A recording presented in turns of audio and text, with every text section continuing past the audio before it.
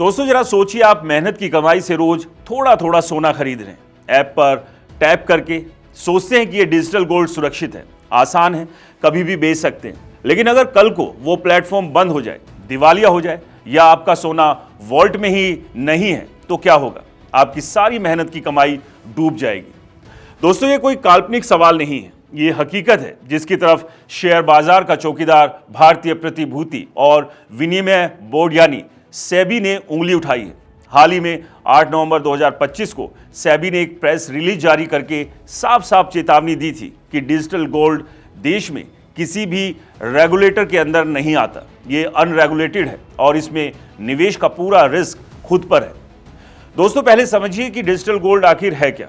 Simple भाषा में कहें तो कई ऑनलाइन प्लेटफॉर्म्स, फिनटेक ऐप जैसे पेटीएम, फोन पे, गूगल पे या दूसरे वाले आपको कहते हैं बस पैसा डालो, हम आपके नाम उतना ही फिजिकल गोल्ड वॉल्ट में स्टोर कर देंगे। आप कभी भी बेच सकते हो या फिजिकल डिलीवरी भी ले सकते हो। शुरू करने के लिए सिर्फ ₹1 भी काफ़ी है।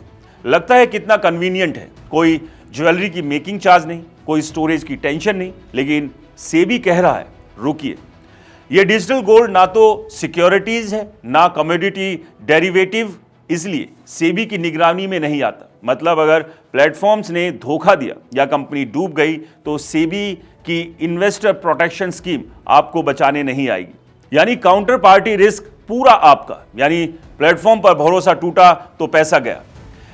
एक्सपर्ट्स क्या कहते हैं? एक्सपर्ट्स का कहना साफ है, डिजिटल गोल्ड अनरेगुलेटेड है। अगर प्लेटफॉर्म्स को कुछ हो गया तो कुछ नहीं कर सकते। वर्ल्ड गोल्ड काउंसिल की रिपोर्ट देखिए, 2025 में जनवरी से नवंबर तक डिजिटल गोल्ड की खरीदारी 12 टन तक पहुंच गई, जो पिछले साल से 50% ज्यादा है। लेकिन सेबी की चेतावनी के बाद क्या हुआ? ट्रांजैक्शन वॉल्यूम में भारी गिरावट। अगर सितंबर में 100 मिलियन से ज्यादा ट्रांजैक्शन थे, अक्टूबर में सिर्फ 21 मिलियन रह गए, लगभग 80% की गिरावट।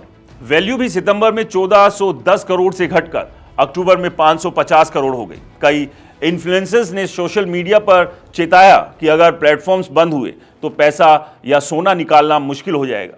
इंडिया टुडे और इकोनॉमिक्स टाइम्स जैसी रिपोर्ट्स में एक्सपर्ट्स बता रहे हैं कि ये ग्रे एरिया है, रेगुलेशन की कमी से रिस्क ज़्यादा है।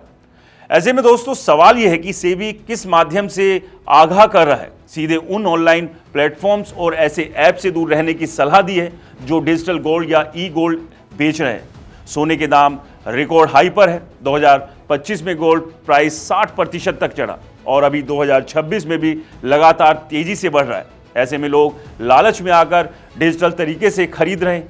लेकिन सेबी कहता है कि सुरक्षित विकल्प चुनो, जैसे गोल्ड ETF जो म्यूचुअल फंड्स के थ्रू आते हैं, या इलेक्ट्रॉनिक्स गोल्ड रिसिप्ट यानी EGRS जो स्टॉक एक्सचेंज पर ट्रेड होते हैं, या सोवियन गोल्ड बॉन्ड।